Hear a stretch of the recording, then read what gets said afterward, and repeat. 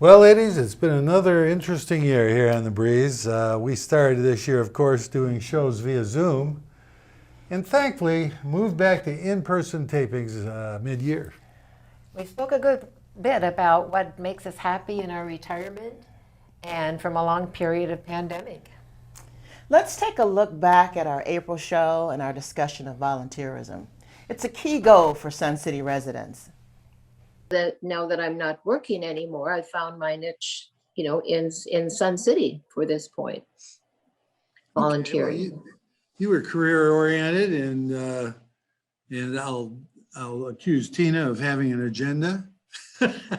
Not really, Tina, you know that. But basically, another reason might be just for the pure enjoyment of getting out and the feeling you might get from helping people who are in need. And I'm sure you experienced a lot of that. That's a good segue because my involvement now is for enjoyment. Mm-hmm. But my involvement then was a different motivation. So I think that's one key factor there is what is your motivation? What Right. do you intend to get out of it? And my intentions then are different than now. Mm-hmm. Mm-hmm.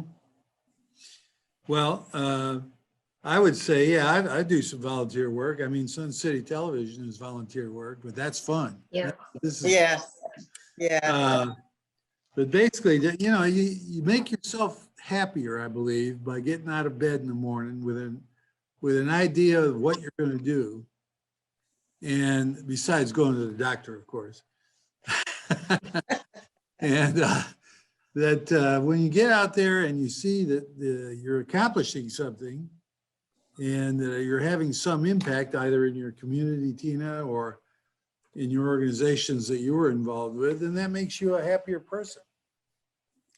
I think we're kind of built, maybe created to have a spot within us that tends to need to be helpful to somebody, as opposed to being completely self-centered and say, oh, what am I going to do? What do I need? Let me go get that. I'm not, they can take care of themselves. That's not the attitude we're supposed to have. Mm-hmm. And so I think that, and I guess I go back to my work as well. I know how important volunteers are. I've learned through the years, if I can't work with you, then I'll work around you. Uh-huh. And that seems to work fairly well for me. And I'm very selective as to how I spend my time. And if I find that I'm going to be in that type of situation, and it's something that's of value to me, then I'm going to try to work it out. But if I can't, then I know that I need to take my toys and go elsewhere. What do you look for? Toys in your attic or what? Take my toy and go somewhere else, Well, there's also a lot of people get into volunteerism. It seems to me to be to have bragging rights. Well, I work with United Way, or I work with the Red Cross, whatever, And seems to me that's kind of a suspect motivation as well. You ever run into that, Margie, where you were running into people who were there for the wrong reasons? Yeah, I guess I did. Again, I'm talking about my career work, but Right. I served on a lot of those councils and boards because we were made up that way in the Fort Lauderdale area where everybody would come together and how can we make things better. But I've also, for the most part, the volunteers that I experienced in the programs were dedicated, helpful, and concerned. Now, I'm talking though about, for the most part, working with children. Okay. At one point at the agency that I happened to lead in Miami, Mm-hmm. we redid a building. It was paid for by the Burger King Corporation, the McLemore family. And we set up 30 bedrooms and we took children, babies to age 6, who were being picked up out in their homes and brought to us by state workers, or the police had investigated abuse and neglect. And we had 30 children under the age of 6, full time, 24 hours. Wow.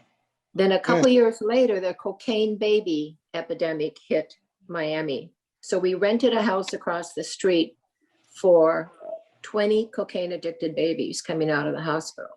Now, Wow. let me tell you, if we had not had volunteers in that community who opened their hearts and came and rocked babies, that was what they did. You know, Wow. these programs could not exist. And I'm talking about children, which may really have an appeal, you know, to people rather than other kinds of needs. But I was taught, I learned very quickly that without volunteers, most programs are not sufficient to give what the people need. In June, we talked about what it takes to establish a path to happiness in retirement. It's about attitude and learning what the term active community is all about. Let's look back. Well, I guess that relates back to the initial question for people who are considering coming to Sun City or retiring. And what's your attitude? What was or is your attitude about the concept of retirement? Does it involve, you know, people say, you know, I'm going to an over 55 active community, but what does that really mean? I mean, does that mean that they're going to do all new stuff, that they're going to do more of this old stuff? I don't think people think it through really. Well, I don't know that it's necessary to have a specific plan. I think flexibility is key. I think that you need to visit the location or look into it to see what kinds of things may pique your interest. Because I think, you know, I'm generalizing, most of us at some point really didn't have a lot of time to even think about fun activities because we were so busy working and building careers and working with families and all the things that come with urban life. And now you're in a totally different environment for many of us. You know, what does it hold for you? What kind of things can you explore? You know, the newness and everything else. Well, and there are some people who don't like the idea of retiring. They're very happy with what their lifestyle is. And from some of my reading, it was a lot of people and go back to work because they just don't feel like they are producing if they're retired, especially if they don't have a hobby. And I think that's the whole thing. You have to plan ahead and say, what do I want to do? They go back to work not because they need the money, but because they need to have, who am I? And that may be the work.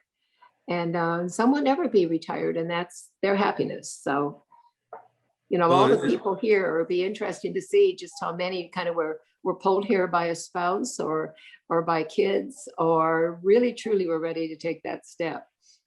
Well, I think you've hit an important point, or at least alluded to it, and that is, you know, a lot of people think retirement involves a lot of planning for what I'm going to do in the future. How am I going to fill my day? But as it turns out, a lot of the planning for retirement and the road to happiness is, what am I willing to let go of? That's good. What am I willing to let go of? In my case, it was 29 white button downs that didn't fit anymore. But, you know, if people are defined by their work, as you alluded to, Margie, then maybe they don't know who they really are. And they have to sit down and say, you know, what can I do without? What can I let go of? So that they have the opportunity to do something else. That also alludes to it. You have to be open to that. You know, you're assuming a conscious competence about that, but some people just kind of stumble into it. And I think that's a very valid point, you know, the letting go and opening our hearts and our minds to new things. Well, I think that's part of the whole retirement gig, and certainly the other thing is the flexibility that you need to have that you don't realize you need to have, because just because you retire and maybe move to a great place like this doesn't mean life doesn't suck as always.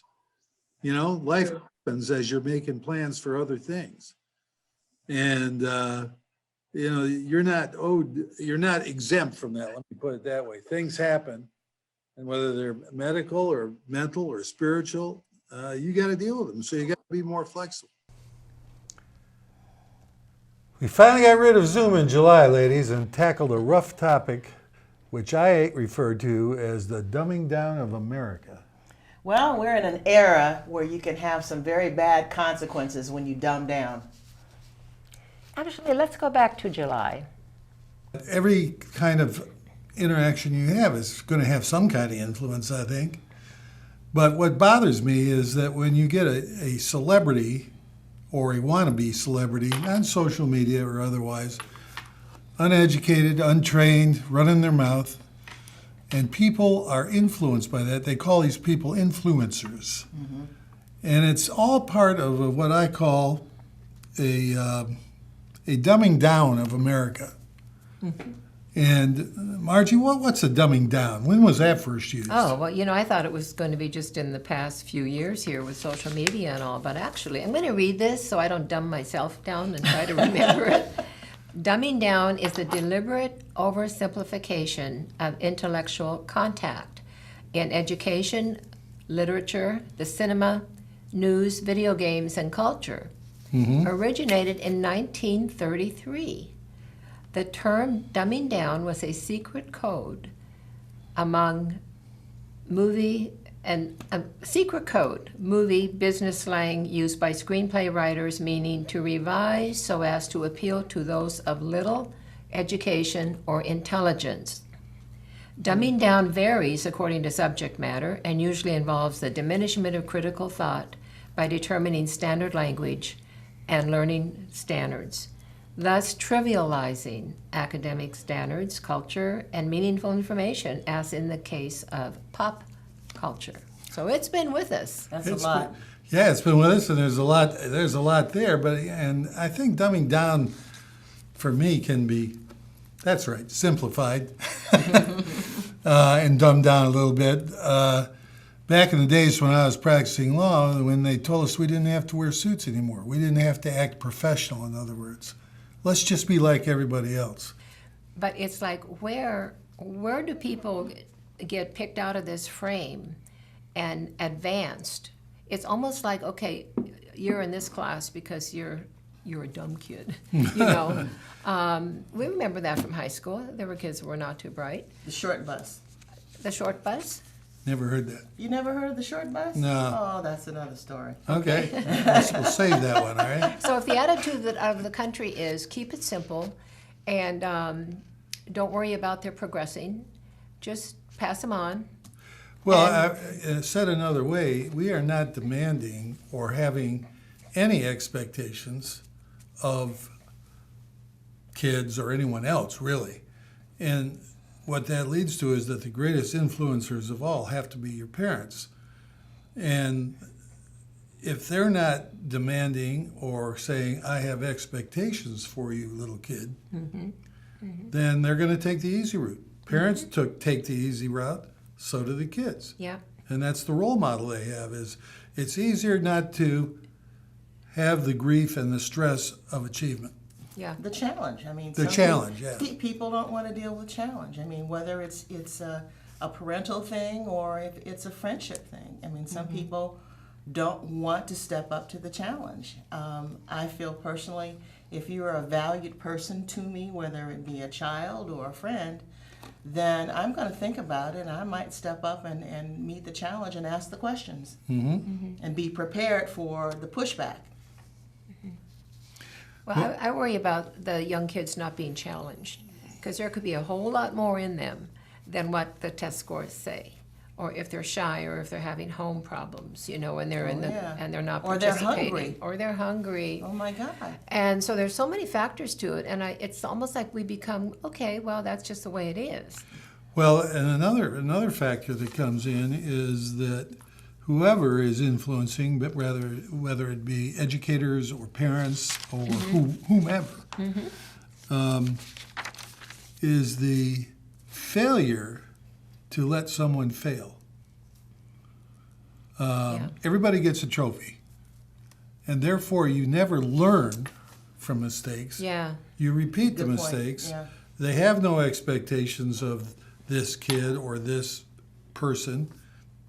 And That's just dead wrong. It is, and Because you we've know- all fallen flat on our face Oh, yeah. Really? in embarrassing ways. Really? Yeah, all of us, Tina. Well, and for little kids to always be a winner, it doesn't mean as much.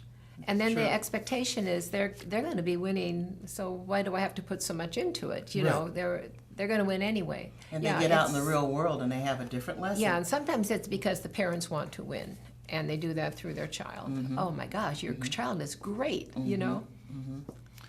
Yeah, that's a problem. It's also a problem that you've got situations where electronics are more of a babysitter than a boon.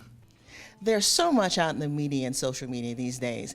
And do you feel that we as a country are dumbing down and just accepting what we hear? In large part, yes, but because I think people are getting their news in sound bites, and they're not studying extensively history. I mean, it's pretty clear that things have happened in history that could repeat, and for people to think that they won't, it's ignorance.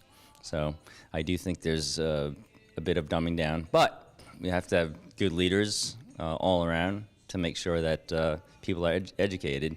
But how are they going to get that? Now it's a vicious cycle. Well, after seeing that, it seems clear to me that dumbing down leads to a lack of standards, loss of pride, lack of personal responsibility, and ultimately something called cancel culture. Speaking of which, Doug, let's look back at our August episode for this. There seems to be a lack in this country of the ability to teach critical thinking, and part of that is what we're talking about, because when you are involved in a cancel culture, you are not encouraging or even tolerating honest, open debate of an issue. Yeah. What you're really saying is there's only one doctrine that's acceptable, you adhere to it or you're done. And that squelches learning and honest debate about important issues. Well, that's how you spin this whole thing, is that first I need to ask the question, are you guilty of it? You know, have you maybe mistakenly or unconsciously canceled somebody because of something they said or did? And if so, were you really listening? Were you giving that person the opportunity to show that they're a different person? They've learned from whatever that was. Have you opened the door to conversation? Mm-hmm. I went to the dentist yesterday, and my tech... And opened your mouth for conversation? Yeah. And my tech we were having a conversation about vaxing. Mm-hmm. And she was talking about how one of the patients was really upset with her. And I said, perhaps they weren't even listening to give you an opportunity to talk about it. I said, we're having the conversation. And I think that's important. You know, you're entitled to your belief and I to mine, but it doesn't mean that we can't have a meeting of the minds. Or agree to disagree in an amicable fashion. Right, right. And without hostility, without recrimination, or without some sort of lawsuit. Yeah. True. Yeah.